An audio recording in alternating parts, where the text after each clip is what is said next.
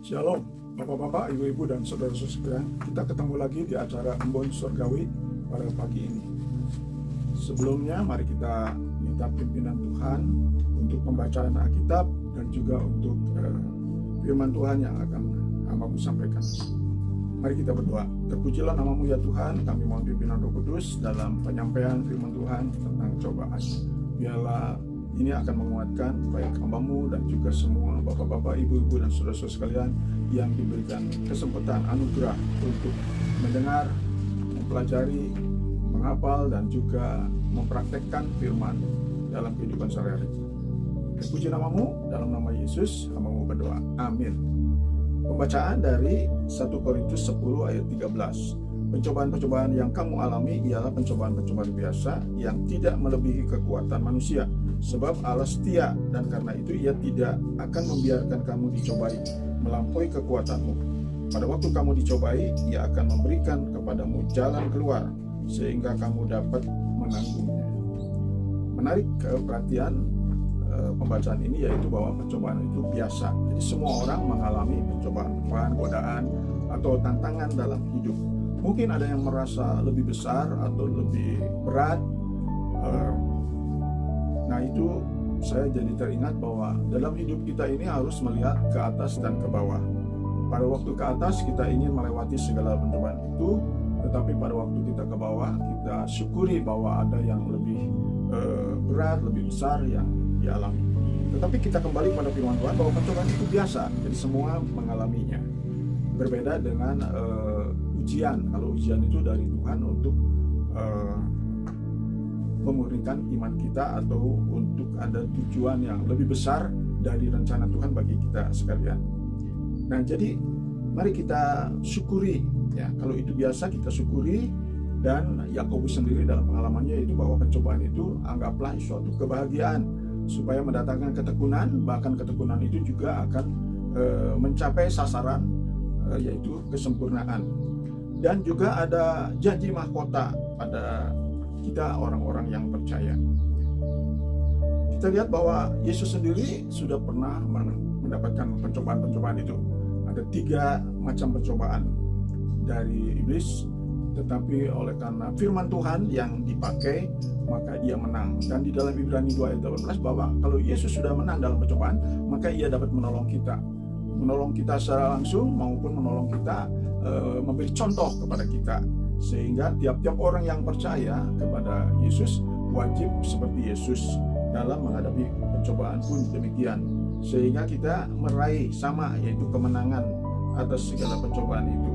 Karena Yesus sudah pernah mengalami itu.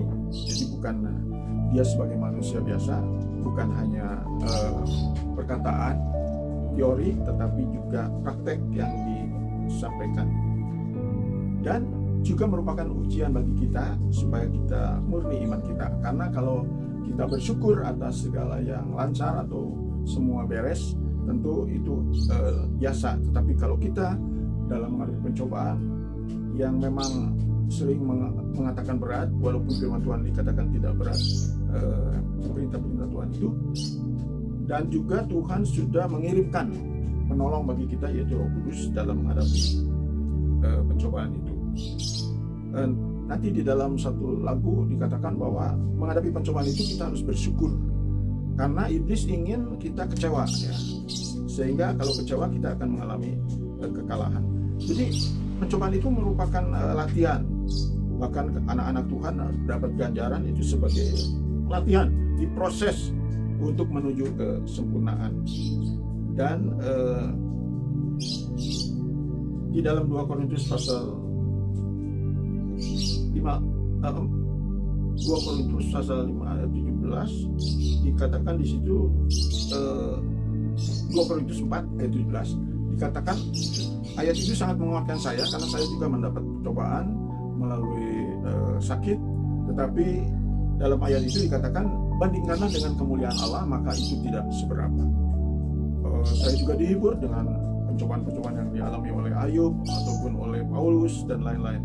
Kita belum seberapa, tetapi yang penting adalah bandingkan dengan kemuliaan yang Tuhan janjikan, maka pencobaan itu tidak seberat ataupun tidak separah yang kita pikirkan.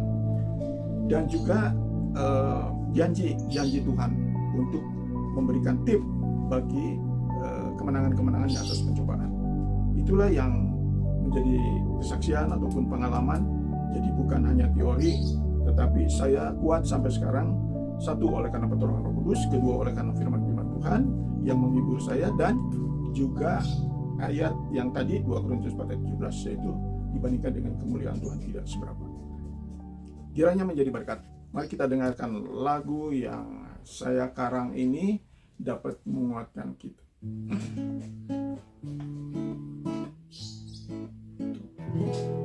Bila ku mendapat cobaan,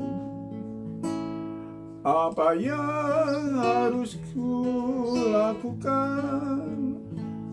Mengeluh berarti imanku kalah, bersyukur itulah kemenangan.